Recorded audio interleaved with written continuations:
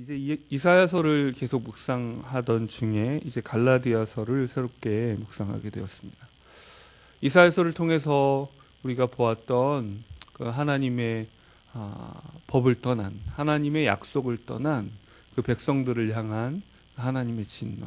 하지만 아주 버리시지는 않고 그들을 진노 가운데 심판하실지라도 그들을 결국 회복시키시고자 하는 그 하나님의 손길들을 우리가 보았습니다.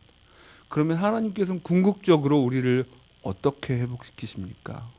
그것이 바로 예수 그리스도를 통해서 드러난 복음입니다.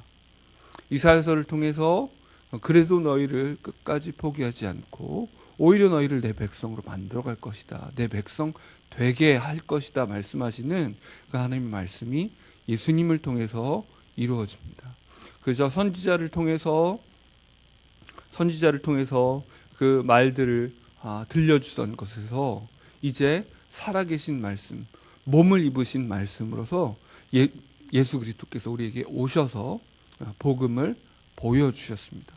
제자들은 그 복음을 온 몸으로 그 존재로서 선포하신 예수님을 보았고 만졌고 함께했습니다. 이제 그 복음을 중심으로 이제 복음의 부르심을 받았다면 다른 어떤 것도 비교할 수 없습니다. 복음이 중심이 되고 복음이 우선이 되어야 하는데, 그런데 그러면 신자들의 삶에 예수님을 믿고 복음을 이미 들었다고 말을 하고 하나님 나라가 무엇인지 이제 경험하기 시작했다고 말하는 예수님이 또 그리고 세례 요한이 회개하라 천국이 가까웠느니라 말씀하신 그 복음을 그저 하나님 나라가 가까워진 것이 아니라 이제 내 안에 하나님 나라가 임한 것을 경험하기 시작한 그 신자들의 삶에서 만약에 복음이 중심이 되지 못할 때, 예수님 믿는다고 말하는 고백이 있는 사람 말입니다. 그 사람에게서 복음이 중심이 되지 못할 때 어떤 일들이 일어날까요? 또 공동체 내부에서는 어떤 일들이 일어날까요? 복음을 경험하기 시작했다고 생각하지만 복음을 다시 놓아버린 신자. 지금 갈라디아서의 바울 사도는 이렇게, 바울 사도가 특별히 그 소아시아 지역에 그리고 그 선교지들의 어디를 돌아다녔냐면 회당을 중심으로 돌았습니다. 곳곳에 이방인들에게 직접 나아가지 않고 이방인들 가운데 살아가던 이 유대인들에게, 경건한 유대인들에게 가서 이전에 바울 자신이 갇혀 있었던, 율법에 갇혀 있고 율법으로 자기를 종으로 학대했던 그런 삶을 여전히 하나님을 향한 열심을 갖고 있으되 사는 사람들에게 찾아가서 그들에게 참 자유가 무엇인지, 예수 그리스도를 통해서 온전한 복음이 어떻게 선포되었는지를 가르쳐주고 그들을 자유케 했습니다.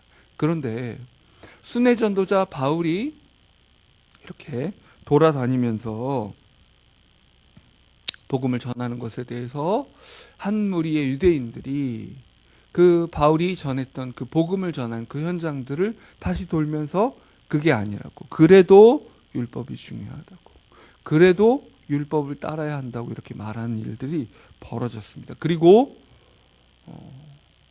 회심한 신자들 가운데 다시 율법으로 돌아가는 일들이, 다시 옛 삶으로 돌아가는 일들이, 다시 율법의 종로로 타는 그 구도로 돌아가는 일들이 벌어졌던 것입니다. 여러분, 인생에게서 답이 나오지 않습니다. 근데 우리는 참 그게 뭔가 확실한 게 좋아요. 그렇죠? 눈으로 보여야 되고 만져져야 돼요. 그러니 어떻습니까? 통장의 잔고가 아주 명확하게 있어야 돼요. 보험을 들어놔가지고 보험 든다는 게 잘못된 일이라는 의미가 아닙니다. 잘못된 일이라는 의미가 아니에요. 하지만 뭐예요? 그것이 내게 확실한 의지가 되는 거예요. 내가 이런 어려움을 당했을 때는 내가 이런 대책이 있어. 그러니 염려할 필요 없어 라고 잘못된 의존 대상들을 찾고 그것을 전부인 것처럼, 그게 전부 책임져 줄 것처럼. 여러분, 저는 그런 부분은 제대로 못 본 것 같아요. 병원 갔는데 위중한 병이 걸렸는데 보험 들어서 참 위로가 된다고. 그거 전혀 그렇지 않아요.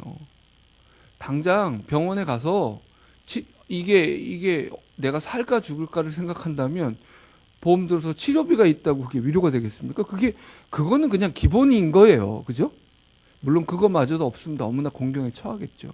하지만 그거 자체가 우리를 너무나 생기 있게 만들어주지 않아요. 소망을 주지 않아요. 오늘 바울은 자신이 어떤 사람인가, 왜 어떤 자격으로 내가 이런 말을 하는가를 얘기하면서 이렇게 얘기합니다. 사람들에게서 난 것이 아니라고. 사람으로 말미암은 것이 아니라고. 오직 예수 그리스도와 그를 죽은 자 가운데서 살리신 하나님 아버지로 말미암아 사도 되었기에 내가 이렇게 여러분에게 말할 수 있습니다. 라고 얘기합니다.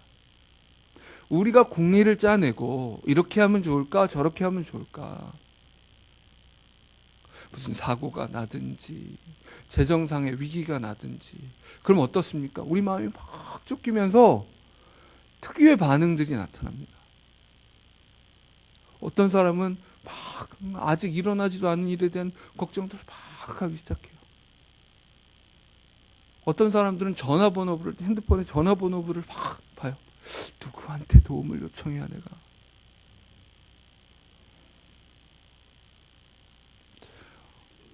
우리 각자가 나를 책임질 것 같은 나의 수단들을 가지고 있단 말입니다. 인생에게서 답이 나오는 것이 아닙니다. 우리에게는 인생의 전문가가 주는 대답, 지혜롭다, 지혜롭다, 지혜롭다 하는 그 사람들이 주는 그 대답 이전에 무엇이 필요하냐면 신적 권위가 있는 대답이 필요합니다. 그래서 바울은 내가 얼마나 공부를 잘했는지를 알아? 이런 식으로 얘기하지 않습니다. 나는 바리새인 중에서도 나는 대단한 사람이었어. 이런 얘기를 하고 있지 않아요. 바울은 빌립보서 가면 어떻게 얘기합니까? 그런 것들을 다 배설물로 여긴다고. 그런 거 다 추구해봤는데 다 가짜라고. 그게 대답을 주지 못한다고. 아주 뼈저리게 얘기합니다. 구약으로 거슬러 올라가 볼까요? 우리 대신 아주 인생의 실험을 잘 해봤던 한 사람이 있어요. 솔로몬입니다. 인생 실험을 잘 해보고 나서 뭐라고 기록해요? 헛되며 헛되고 헛되며 헛되니 모든 것이 헛되도다. 사람의 마음이 즐겁고자 했는데 그게 다 미친 짓이더라.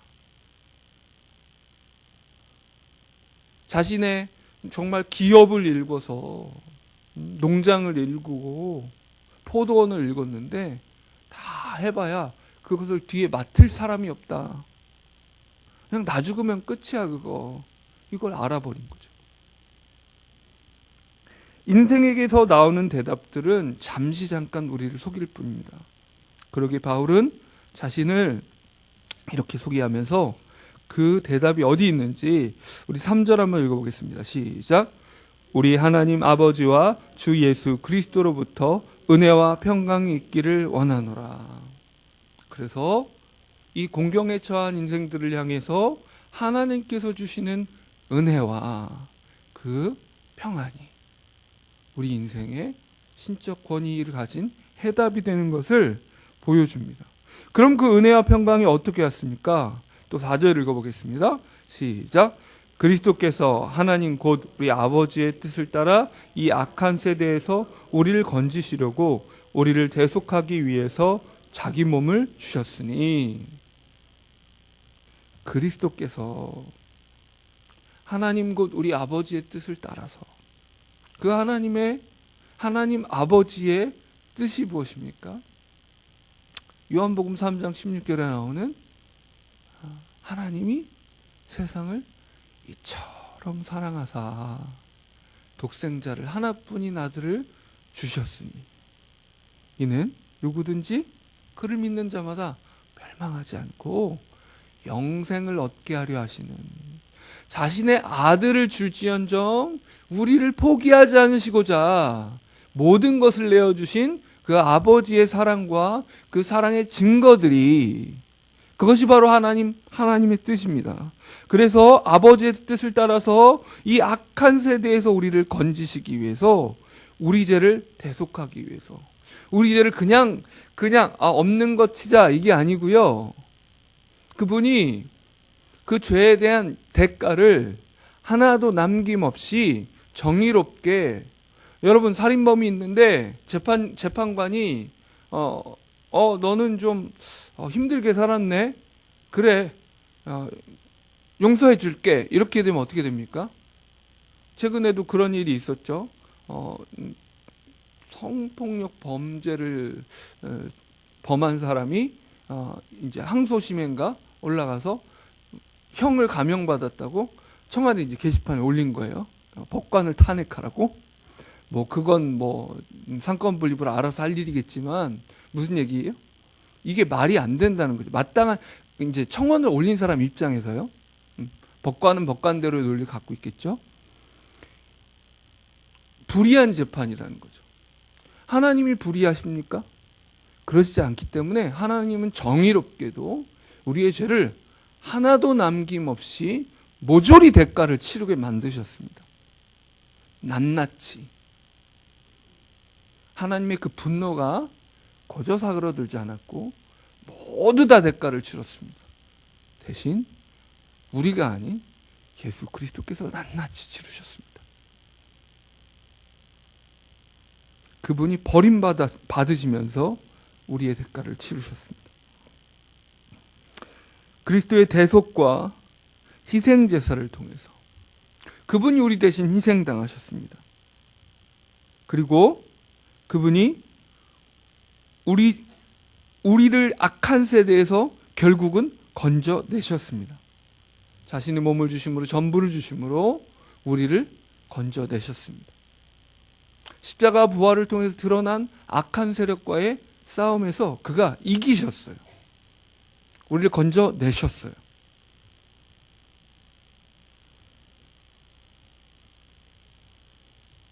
그런데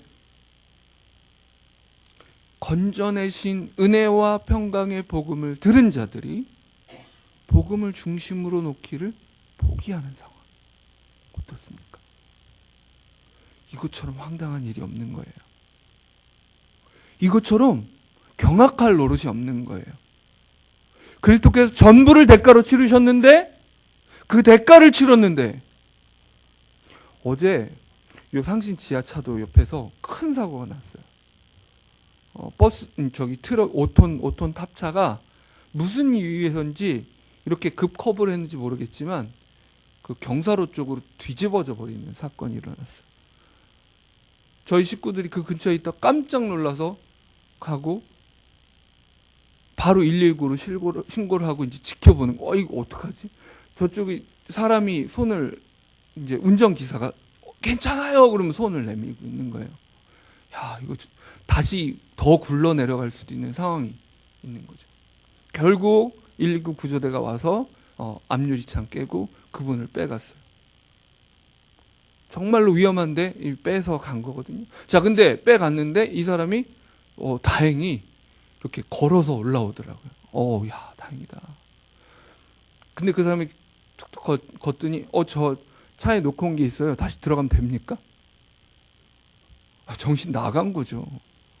근데 복음으로 예수 그리스도께서 십자가로 우리를 죄의 자리에서 불러주셨단 말이에요. 하나님 나라가 찾아왔단 말이에요. 그런데 그리스도 복음을 중심으로 놓기를 포기하는 순간, 복음을 중심으로 놓기를 포기하는 순간 어떻게 돼요?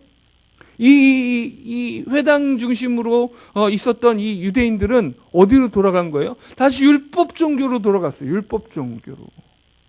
다시 옛 언약으로 돌아갔어요.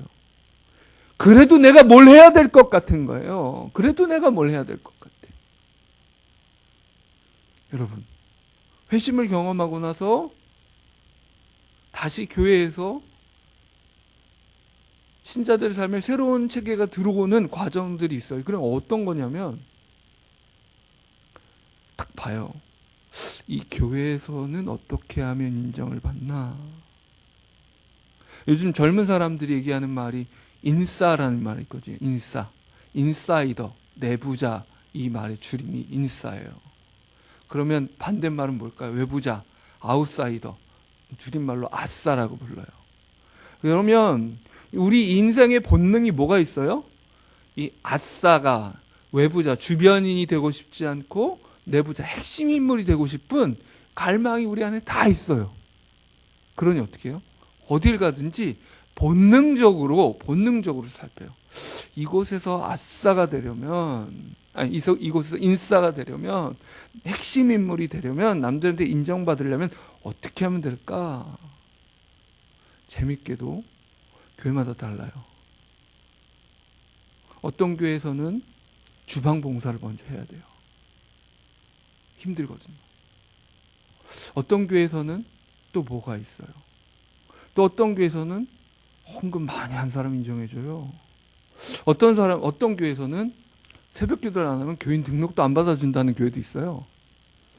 여러 다양한 기준들이 그 공동체의 강조점에 따라서 그게 율법적 강조까지는 아니더라도 왠지 더 인정받는 기준들이 또 있거든요. 그러면 기가 막히게 그것을 파악해서 그걸 따라갑니다. 그리고 그게 처음 의도는 어떻게 했어요? 새벽 기도 강조할 때 처음 의도가 새벽 기도 안 하면 교인도 아니야, 이런 느낌으로 했겠어요? 우리 정말 기도에 헌신하는 공동체 되자, 이런 좋은 의도 아니었겠습니까? 나중에 어떻게 돼요? 새벽 기도 안 한 사람 있으면 아주 눈을 부라리면서 저런 게 다 있어. 자기가 생각한 어떤 기준으로 아주 사람을 판단 내립니다. 자, 사람을 판단 내릴 때 그 재판관이 누구예요? 지금 하나님이신 거예요? 자기인 거예요? 자기가 재판관이에요. 자기가 재판관. 하나님의 자리를 대신하는 일이 어떤 겁니까? 그게 우상 숭배 아닙니까? 다양한 종류의 우상을 복음이 주변부로 밀려나면 자연스럽게 더 중요한 기준들이 생깁니다. 다시 말씀드릴게요. 복음이 중심이 되지 않으면 다른 기준이 더 중요한 기준이 들어와요. 요즘에 굉장히 복음만큼 중요하게 크리스찬들이 여기는 기준들이 뭔지 아십니까? 정치예요, 정치. 좌파, 우파 이런 거예요. 어느 당 지지자냐, 어느 교회 가면요 보수만 기독교인이에요. 어느 교회 가면요 진보만 기독교인이고 신실한 것 같아요. 있어요. 정말로 있어요, 여러분.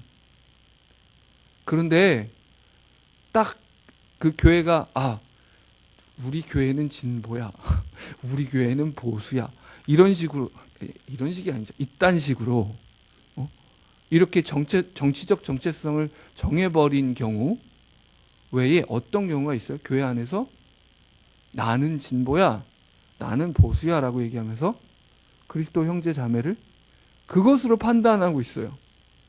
도대체 뭐가 더 중요한 기준이에요, 여러분? 뭐가 더 중요한 기준이에요?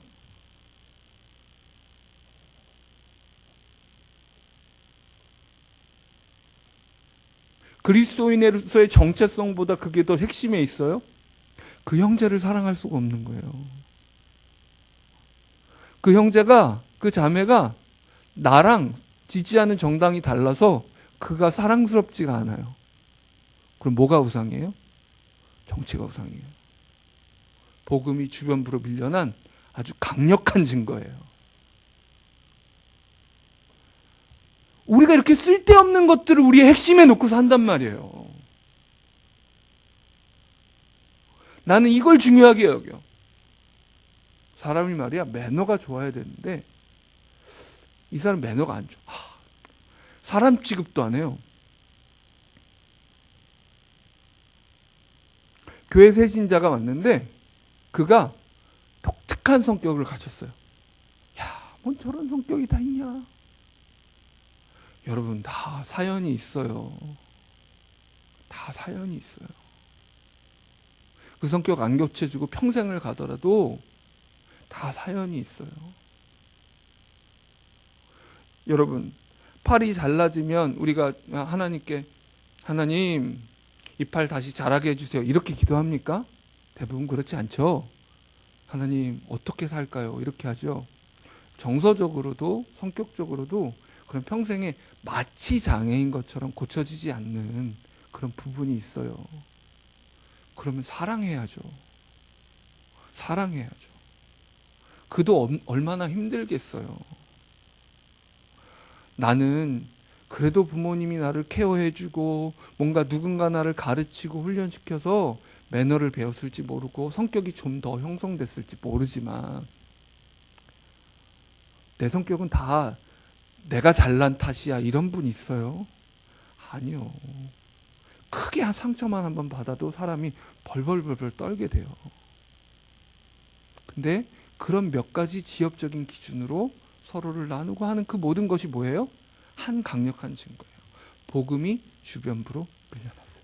내가 어떤 죄인으로 용서를 받았는데, 내가 어떤 포기할 만한 놈으로, 그런 인생으로 예수님께서 도저히 봐줄 수 없는 그런 인생으로 있을 때 내가 용서받았는데 그것보다 덜한 이유로 왜 그를 용납하지 못해요? 여러분, 복음이 중심이 되지 못한 것이 확연히 드러나는 게 관계입니다. 사랑할 수 없을 때 복음을 더 알아야 되는 거예요. 우리가 누군가를 용납하지 못할 때 복음의 진리에서 멀어져 있는 거예요. 그럼 항상 우리는 경험하겠죠. 나랑 다른 사람 많고 나를 속상하게 하는 사람 많으니까 끊임없이 나 어떡해? 또 나한테 왜 그래? 나 가만히 좀 살고 싶은데 왜 또 날 건드려? 죄인들이 모였으니까 계속 건드리죠, 서로. 집에서도 건드리고 집에도 큰 죄인 작은 죄인들 많이 있잖아요. 막 건드리고 교회에서도 건드리고. 교회는 용서받은 죄인의 소굴이라. 어떻게 해요? 끊임없이 우리는 용서하기 위해서 어떻게 돼요? 복음으로 다시 돌아가야 되는 거죠. 복음으로 다시 돌아가야 돼요. 이를 악물고 나를 이렇게 무시해? 잘났는지 보자. 나를 봐라. 이렇게 자기를 증명하려고 애쓰기 시작할 때 어때요? 복음에서 아주 떠나버리는 거예요. 오늘 사도 바울은 하늘에서 온 천사라도 너에게 전한 복음에 다른 복음을 전하면 저주를 받을 거다.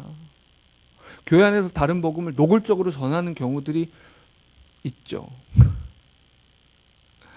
헌금을 많이 내야 복을 받는다는 식의 얘기를 한다든가, 봉사를 많이 해야 축복에, 주님은 그냥 우리가 죄인인데 복을 주신 거예요.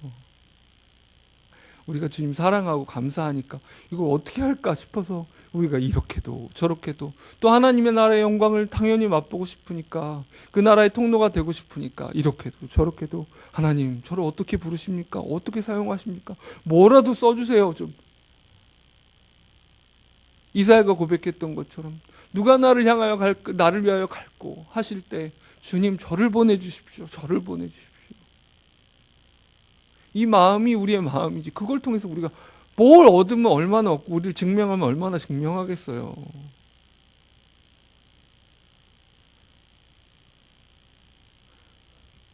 하나님이 너는 못 쓰겠다. 그래도 사실 그렇죠. 저는 이런 죄인이라서 쓸 데가 없죠. 이렇게 해도 할 말이 없는 인생들인데 주님이 우리 안에 새 생명 주셔서 이렇게 하셨단 말이에요. 그러면 우리가 그런 것들을 우상으로 섬길 때 어떤 일이 벌어져요? 가장 중요한 것이 무엇인지를 분별하는 지혜가 사라져요. 예를 들어서 봉사를 중요하는 공동체가 있으면, 봉사를 중요한 게 나쁜 건 아닌데 그가 오해를 했을 수도 있죠. 이 봉사를 해야만 하나님 나라를 경험할 수 있을 것 같아요. 당연히 복음 전하고 봉사할 때 감격이 있고 영광이 있습니다만은, 당장 우리 식구들이 불신자예요. 근데 맨날 교회에 와 있어. 그럼 복음의 영광이 드러납니까? 그게 부르심이겠어요? 아니요. 봉사를 통해 얻는 나의 보람과 나의 기쁨을 우상으로 섬기는 거예요. 복음을 경험하지 못하는 나의 가족을 섬기는 것이 가장 우선순위가 되는 것이란 말이에요. 나의 부르심의 1순위가 그거예요.